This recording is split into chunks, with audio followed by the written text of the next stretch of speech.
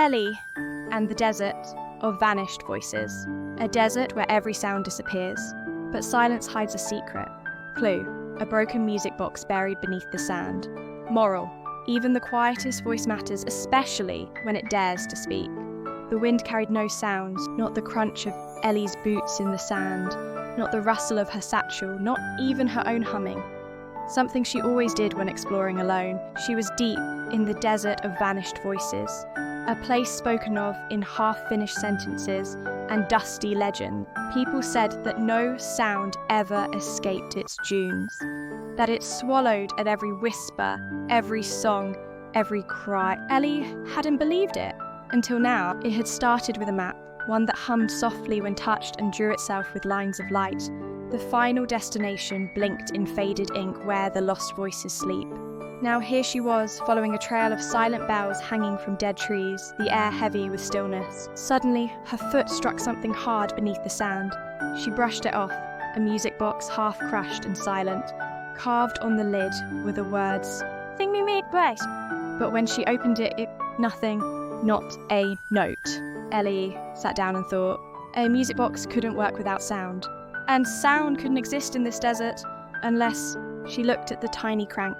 Then at her satchel, inside among other explorer tools, was her grandmother's old notebook, filled with stories and lullabies written long ago. She flipped to the last page, and though she knew no one would hear her voice here, Ellie began to mouth the words of her grandmother's favourite lullaby while cranking the music box.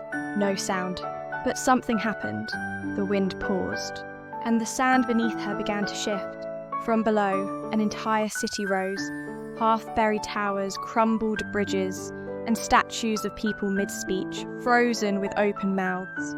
Their words had never reached the air. Their songs had never been heard.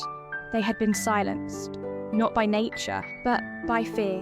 A plaque in the centre of the ruins read, "We were told to stay quiet, so we did, until even our echoes forgot us." Ellie stood still, her heart beat louder than the silence around her. Then she placed the music box on the pedestal beneath the plaque. "I won't be silent," she whispered, even though no sound came. And in that moment, something unseen cracked.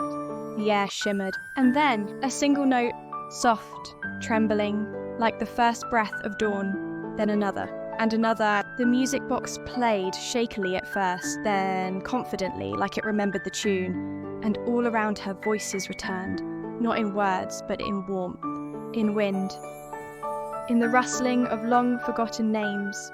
The desert was no longer silent. When Ellie left, the bells she passed rang gently, as if thanking her. In her hand, the music box pulsed softly, and in her heart, she carried this truth.